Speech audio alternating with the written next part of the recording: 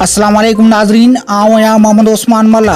सर्वेच news जे सभिनी ॾिसंदड़नि खे भलीकार। Bulletin में शामिल कंदासीं हिन वक्त जी हिकु अहम ख़बर। समाजी राब्तनि ऐं तालुकातनि खे हथी ॾियारण जे सिलसिले में गुपचाणी वेझो ॻोठ शहीद मीर हसन खोसो में सरदार मीर हसन खोसो ऐं अब्दुल अज़ीज़ खोसो पारां मोहबतनि जा मेला मचाइण ऐं रूह रियाण रचाइण लाइ इलाइक़े जे समाजी अदबी ऐं सियासी शख़्सियतनि सरदार एहसान अली बिरोही, रईस खुरमयार बिरोही ऐं ॿियनि मौजूदनि जे मान में आजियाणी तक़रीब कोठाई वई। आयल मौजूद महिमाननि खे सरदार मीर हसन खोसो ऐं अब्दुल अज़ीज़ खोसो सकाफ़ती सूखड़ियूं, अजरकूं ऐं टोपियूं पारायूं ऐं आयल महिमाननि जो शुक्रियो पिणु अदा कयो।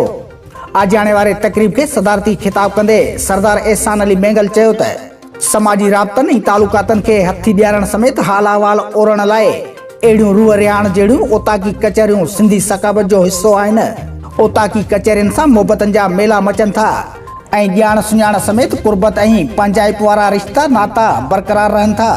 आजियाणे वारे तक़रीब में मुख़्तलिफ़ सियासी समाजी अदबी शख़्सियतनि अकबर गुल कीरियो, इनायत बिरोही, सेठ सुंदरदास, डॉक्टर मोहम्मद साले गाहो, अब्दुल जब्बार खोसो, अब्दुल रऊफ़ बिरोही, अल्लाह ॾितो मंगसी, फ़कीर शाह मोहम्मद कीरियो, नासिर मिर्ज़ा, मक्खन खान बिरोही, ताहिर हुसैन गाहो, मोहसन खान खोसो, फज़लुल्लाह बिरोही, मोहम्मद अयूब कीरियो, नवीज़ नवाज़ कालरो, गोस बख्श बिरोही, मोहम्मद अली बिरोही, गुलहसन मंगसी, मोहम्मद इब्राहिम बिरोही, गुलाम कादिर कीरियो, नानू मरी, गोस बख्श कालरो ऐं ॿियनि शिरकत कई।